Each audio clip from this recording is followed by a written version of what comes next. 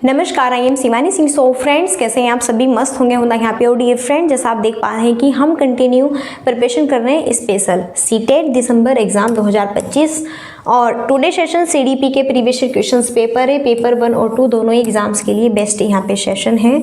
Okay जी। और practice set यहाँ पे 20 है। इससे पहले हमने 90 पार्ट्स कंप्लीट करा दिए, बहुत ही इंपॉर्टेंट है, ठीक है ना। और बाय शिवानी सिंह मेरे ही द्वारा कंटिन्यू सेशन यहाँ पर आप सबको कराया जा रहा है। ओके, सो आपका बिना टाइम वेस्ट किए और बढ़ते हैं हम अपने क्वेश्चन सीरीज की तरफ। सेशन बहुत ही गजब का है और बिल्कुल मैं आपको आपकी रियल लाइफ से जोड़ते हुए बहुत ही सिंपल तरीके से मैं समझाऊंगी। कोई ये नहीं है कि हम फैसिलिटी में बताएंगे या फिर हम बढ़ा चढ़ा के बताएंगे, नो, बिल्कुल आपकी क्षेत्रीय भाषा से जुड़ती हुई मेरी लैंग्वेज होगी, बिल्कुल सिंपली लैंग्वेज होगी, ठीक है ना, देसी ठाट। ओके, फर्स्ट क्वेश्चन है, सामाजिक रचनात्मक परिप्रेक्ष्य में सीखने को किस प्रकार देखा जाता है?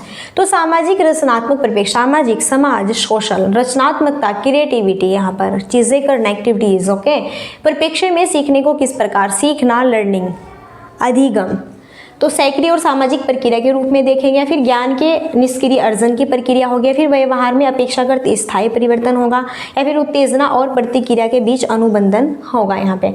तो अगर आप सामाजिक रचनात्मक परिप्रेक्ष्य में सीखने को किस प्रकार यहाँ पर आगे देखेंगे, ठीक है ना। सो फ्रेंड्स, ऑब्वियसली अगर हम बात करते हैं कि अगर हम बात करें कि ज्ञान के निष्क्रिय अर्जन की, देखो निष्क्रिय जो शब्द है ये सीटेट का क्या है, निगेटिव टैग वर्ड्स है। कैसा है? Negative tag words. और ये स्थायी परिवर्तन भी निगेटिव टैग वर्ड्स होगा। और ये प्रतिक्रिया, उत्तेजना के बीच अनुबंधन, यहाँ पर ये भी इस चीज़ को फोकस नहीं कर पा रहा है, ठीक है।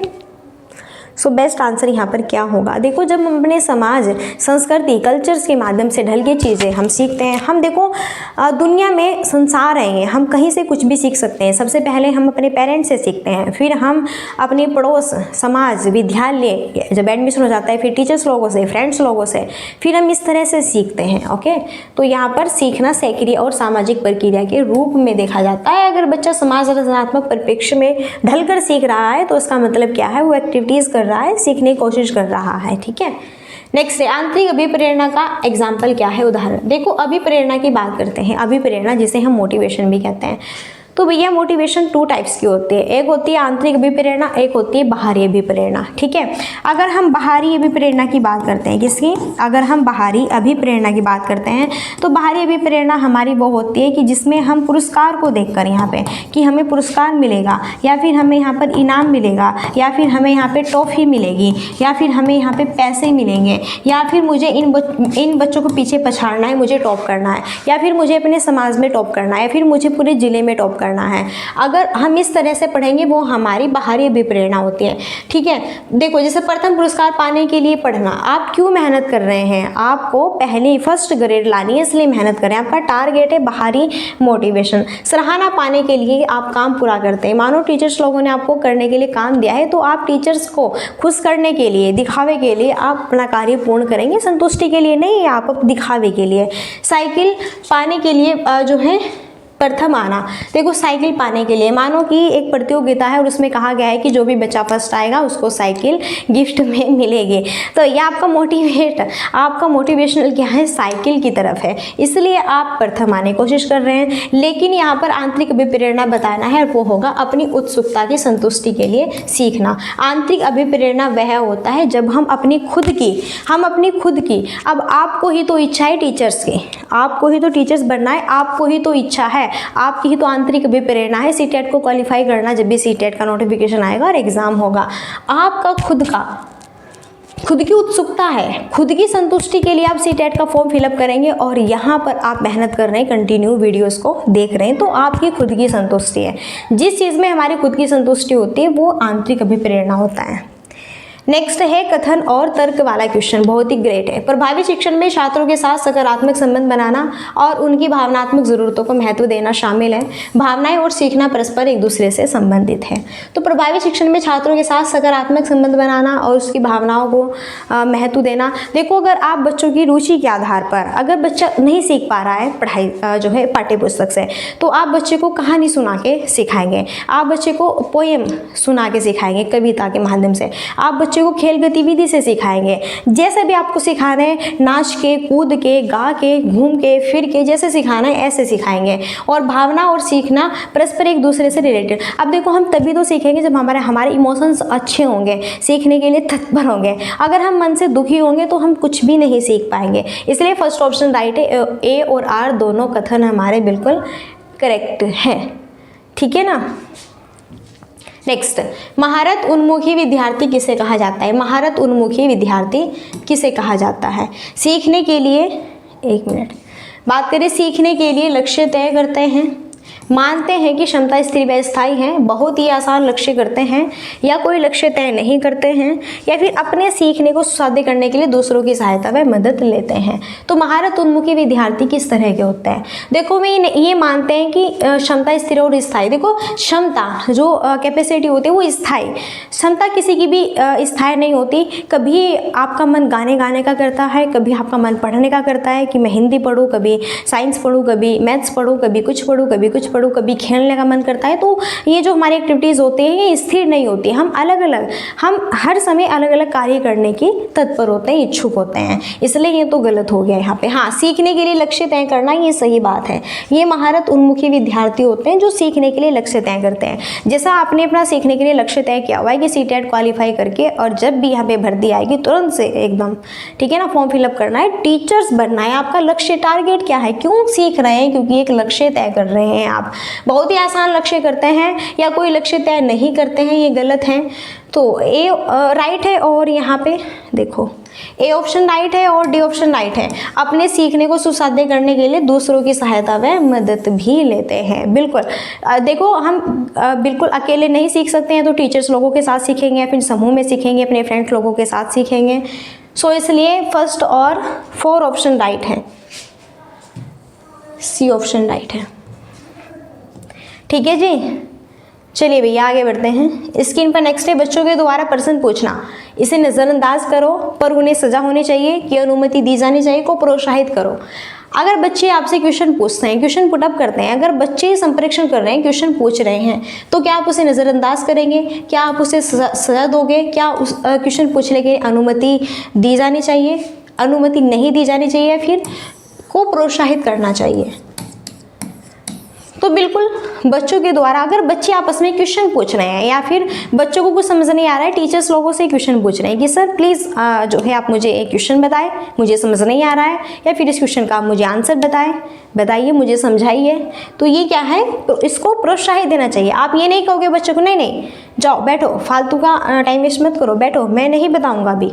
इस तरह की एक्टिविटीज़ नहीं करती हैं। ओके, नेक्स्ट, विद्यार्थी प्रभावित तरीके से तब सीखते हैं जब टीचर्स।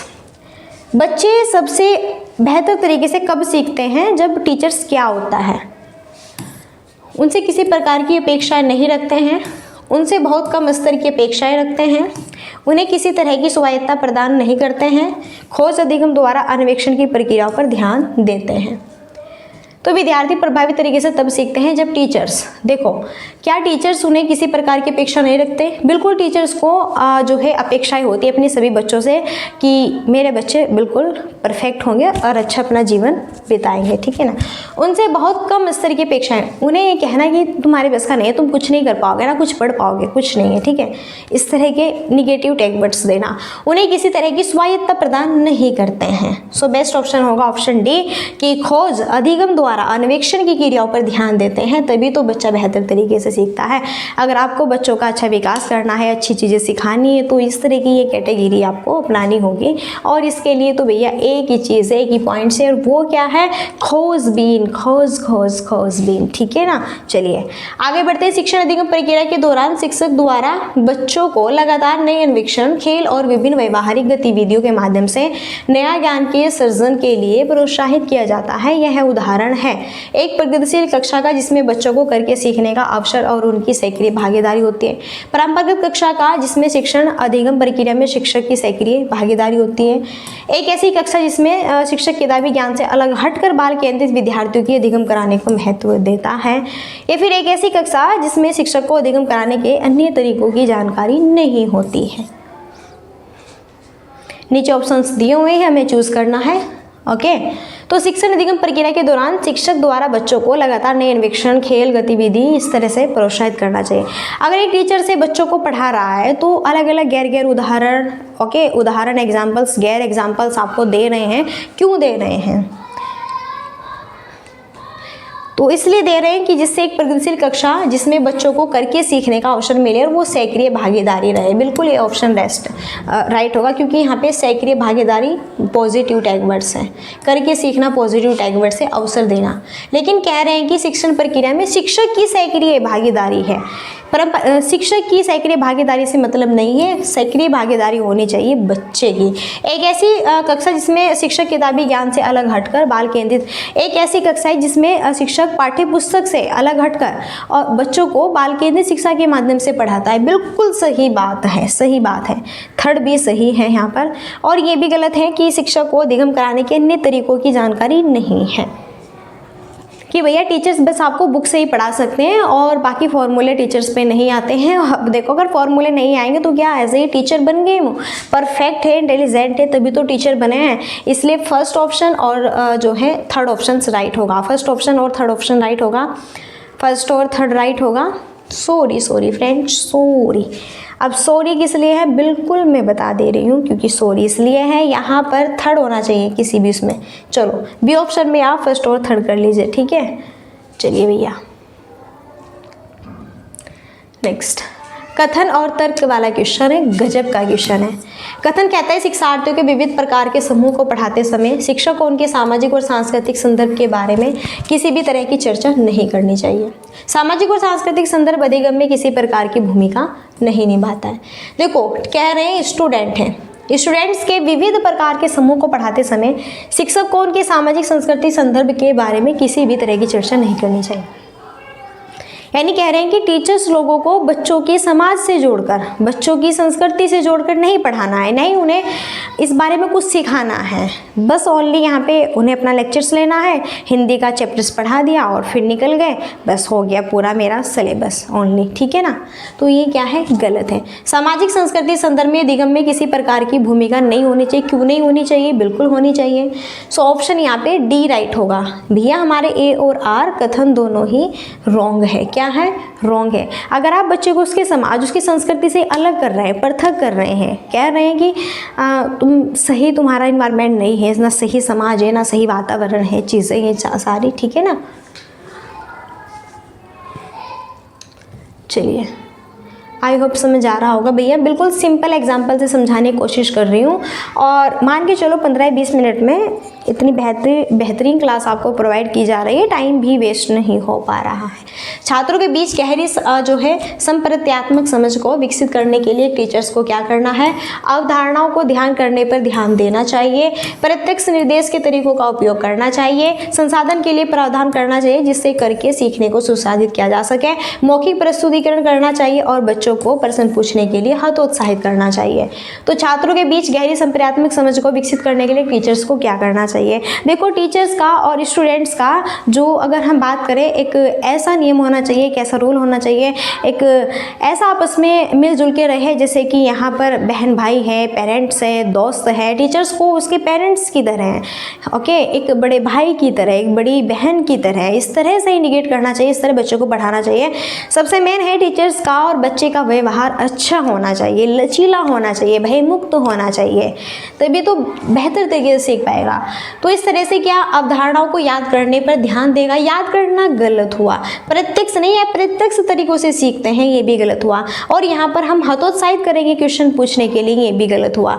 जबकि सी ऑप्शन हमारा करेक्ट होगा। क्यों होगा? कि संसाधन के लिए प्रावधान करना चाहिए जिससे करके सीखने को भी सुसाधित किया जा सके, ठीक है ना। मानो क्लास में डिफरेंट बच्चे हैं, विकलांग भी बच्चे हैं, तो आपको उन्हें भी तो पढ़ाना है, उनका भी तो भविष्य आपको यहाँ पर उज्जवल करना है। अब इस तरह के बच्चों को भी आप उसी तरह की सामग्री यहाँ पे प्रोवाइड कराएंगे जैसे कि वो भी बेहतर तरीके से सीख सके, ठीक है जी।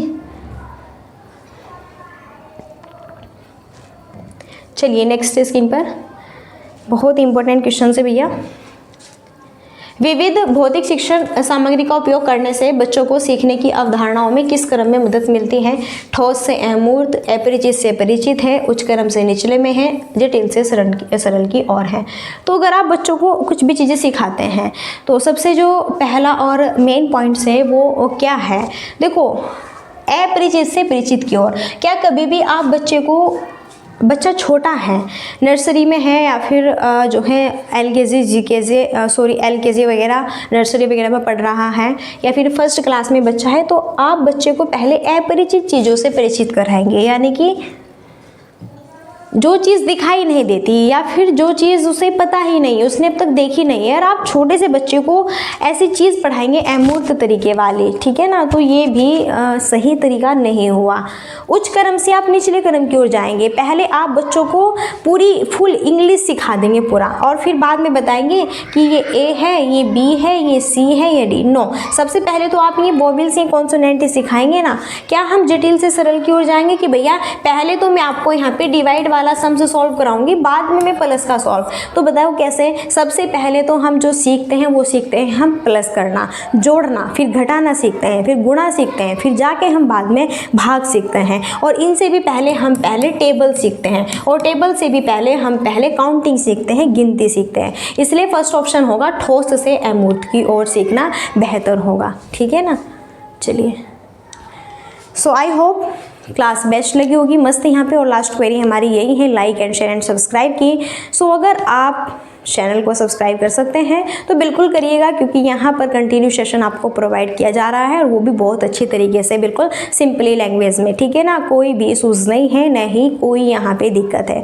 तो चलिए फ्रेंड्स, सब यहीं पर हम अपनी वाणी को देते हैं विराम, और मिलते हैं नेक्स्ट सेशन में। और तब तक के लिए so thanks for watching, keep study and bye bye, take care. Jai Hind, जय भारत, नमस्कार।